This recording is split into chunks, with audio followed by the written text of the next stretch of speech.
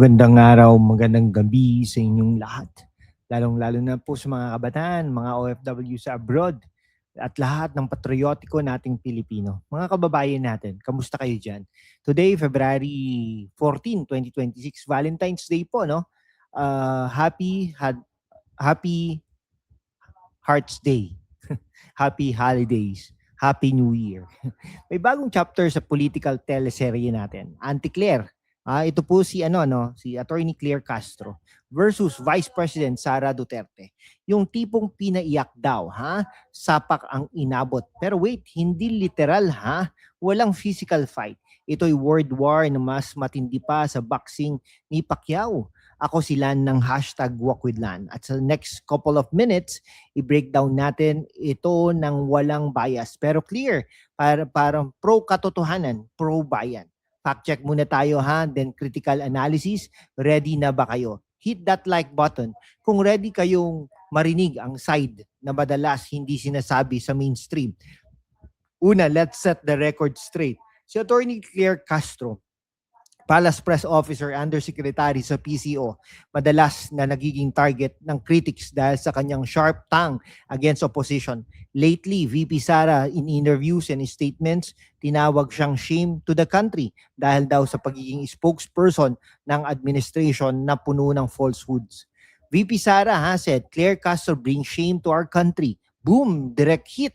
Bakit? Kasi sinabi ni Castro na si VP Sara ay may talent for spreading falsehoods at yung claims niya about harassment sa allies niya ay storytelling at fake news. Tell it to the Marines daw. Classic dismissal. Noong Valentine's Day, nagbigay pa si Castro ng love message.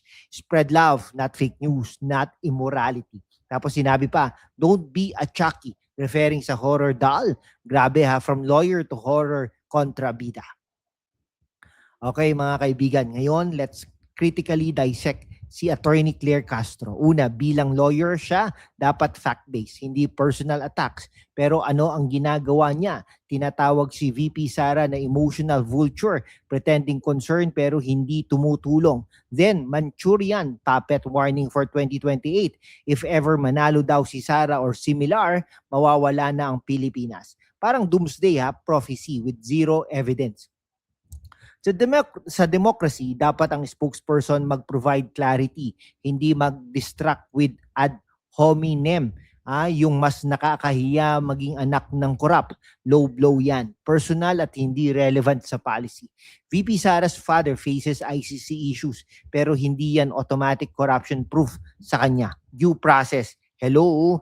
Si Castro maganda raw ang dating sa briefings. Pero kapag nagsasalita laban kay Sara, parang switch to attack mode. Parang scripted para i-divert attention from admin's own issues like budget insertions, flood control failures, at iba pa. Youth, tanong ko, dapat ba tayong maniwala sa taong nagpapanggap na neutral pero obvious na bias? Comment down below. Okay, examples po natin. Dismissal ng harassment claims ni VP Sara Duterte as tell it to the Marines, arrogant match. At yung pagpapakita ng old MBC article about alleged slave threat, old news, recycled para magmukhang relevant, parang desperate move. Flip side tayo bakit dapat suportahan si VP Sara? Kasi siya ang voice ng marami na nagrereklamo sa current admin. Sinabi niya na impeachable offense ang pag-sign ni PBBM sa budget na may blank items. Valid point yan. Check COA reports. She's consistent laban sa korupsyon, pro-people at hindi natatakot magsalita kahit outnumbered. Habang si Castro ay taga-Malacanang, si VP Sara ay independent voice. Sa gitna ng economic struggles, OFW sending money home habang inflation mataas, sino ba talagang may malasakit? VP Sara's actions speak, frequent abroad trips para daw kay tatay ICC para at least family-oriented, hindi puro politics. Kung si Castro ay Chucky, si VP Sara naman ay final girl. Matibay, hindi natitinag ng attacks. She calls out the truth, even if it hurts. That's leadership, that vulture. Impeachment complaints, multiple pero based on allegations pa rin, hindi proven. Si VP Sara defends due process, something the admin should learn.